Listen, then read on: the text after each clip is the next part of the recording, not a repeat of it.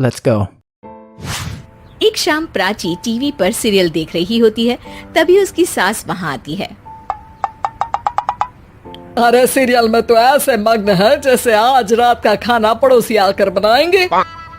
मुझे पता ही नहीं था आपने अपने बेटे की शादी पड़ोस में भी की हुई है। हैं? मतलब? मतलब इस घर में सारा काम बहू ही करती है, आप तो सिर्फ खर्राटे मारती हैं। अच्छा जी, फिलहाल तो तुम आराम फरमा रही हो, चलो जाओ, ये मेरे टीवी देखने का समय है। आहा, इसीलिए मुझे भगाया जा रहा है। सॉरी, अब तो बिल्कुल नहीं जाऊंगी। प्राची की इस बात पर दोनों सास बहू के बीच टीवी रिमोट के पीछे बच्चों जैसे छीना झपटी शुरू हो जाती है, जिसके बीच श्लोक भी काम से घर वापस आ जाता है। आज मेरी चूहे बिल्ली की जोड़ी किस बात पर झगड़ रही है? अरे तेरे बीवी मुझे टीवी ही नहीं देखने दे रही। अरे तुम्हारी मम्मी मुझे खाना बनाने के लिए फोर्स कर रही है। अरे वाह, ऐसे बेतुके रीजन पर तो बच्चे भी झगड़ा नहीं करते। अरे मुझे कुछ मत बोल, सब इसने ही शुरू किया है। हाँ हाँ, जैसे आप तो बहुत दूध की धूली है ना। अरे बस, दोनों चुप। प्राची जाओ, खाने की तैयारी करो। और माँ तुम छोड़ो, तुम्हें क्या बोलूं, शांति से अपना सीरियल देखो, मुझे दोबारा लड़ने की आवाज सुनाई नहीं देनी चाहिए। ऐसा बोलकर श्लोक वहाँ से चला जाता है, जिसके पीछे पीछे प्राची भी कुछ न कुछ बड़बड़ाते हुए रसोई में चली जाती है। हाँ हाँ, सासू जी को तो कुछ बोलेंगे ही नहीं, बस मुझ पर ही हुक्म चलता है, खाना बनाओ, जैसे मैं इनके घर में खाना बनाने के लिए आई हूँ। इसी तरह शाम बीतती है और रात को श्लोक और प्राची की सास खाना खाकर सोने चले जाते हैं, लेकिन प्राची गुस्से में कुछ खाए बिना काम में ही लगी रहती है। इस घर में किसी को घंटा फिक्र नहीं पड़ता, मैं खाऊं या भूखी रहूं। प्राची कुछ देर के लिए रसोई से बाहर जाती है और जैसे ही वापस आती है तो वहाँ दूध का भरा ग्लास देखकर हैरान रह जाती है। फिक्र पूरी है, बस दिखाना नहीं है।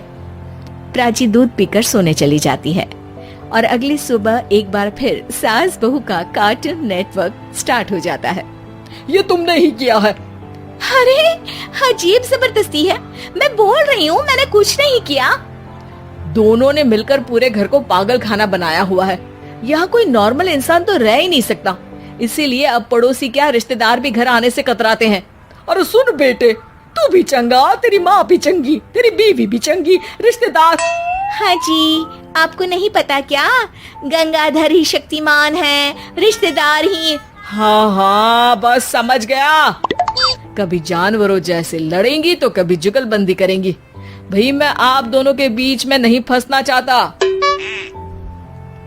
सास बहू की इस मन मौजी जोड़ी से परेशान होकर श्लोक अपना सिर खुजलाता वहाँ से चला जाता है। Oh my God. चलो अब मैं भी कीर्तन में जा रही हूँ। इस पर जैसे ही सास कमरे में अपना पर्स लेने जाती है तो वहाँ नाश्ते की प्लेट रखी देख मुस्कुराने लगती है और नाश्ता करके घर से बाहर निकलते हुए कुछ पैसे टेबल पर रख जाती है, जिसके कुछ देर बाद सिलेंडर वाला घर आता है। ओ मुरी मैया, मैं सिलेंडर के बारे में तो बिल्कुल भूल ही गई थी। घर खर्च के सारे पैसे भी मम्मी के पास है और श्लोक से बोला तो उल्टा 4 बात सुनाएंगे। प्राची ये सोच ही रही होती है कि अचानक उसका चेहरा चमक उठता है और वो घर में आकर इधर उधर देखने लगती है। तभी उसकी नजर टेबल पर रखे पैसों पर पड़ती है, जिन्हें वो सिलेंडर वाले को दे देती है। ये सब श्लोक देख लेता है। अच्छा बेटे, इतना बड़ा घोटाला, सबके सामने मैं तेरी दुश्मन और पीठ पीछे तेरी मेरी यारी। इस पर श्लोक एक प्लान बनाता है और शाम को सब एक साथ बैठे होने पर बोलने लगता है।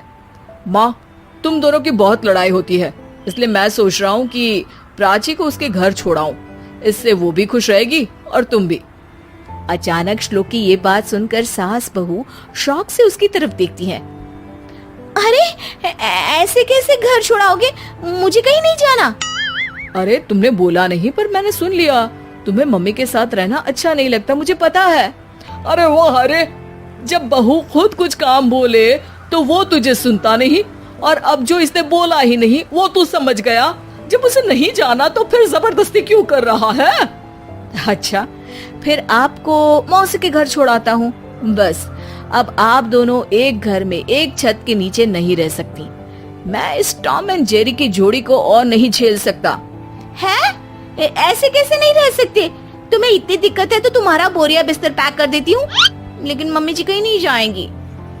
बिल्कुल यही सुनना था मुझे। अगर दोनों में इतना ही प्यार है फिर हर वक्त ये लड़ाई का नाटक क्यों करती हो? देखा मैंने कैसे माँ किचन में दूध रखती है और तुम उनके लिए कमरे में नाश्ता रखती हो, और कैसे वो पहले ही तुम्हारी दिक्कत समझकर घर में पैसे रखकर बाहर जाती है। अरे भाई, इतना ड्रामा तो डेली सोप में भी नहीं होता जितना तुम दोनों ने इस घर में फैलाया हुआ है। तू हमें टॉम एंड जेरी बोलता है ना, तो याद कर वो दोनों भी एक दूसरे को बाहर वालों की बुरी नजर से बचाने के लिए हमेशा सबके सामने लड़ते थे, लेकिन अकेले में दिक्कत के समय मदद भी तो करते थे। बस हमारा रिश्ता भी कुछ ऐसा ही है। और वैसे भी अगर सास बहू में तू मैं नहीं होती तो दुनिया वालों को कहानियां कैसे मिलेंगी? Thank you.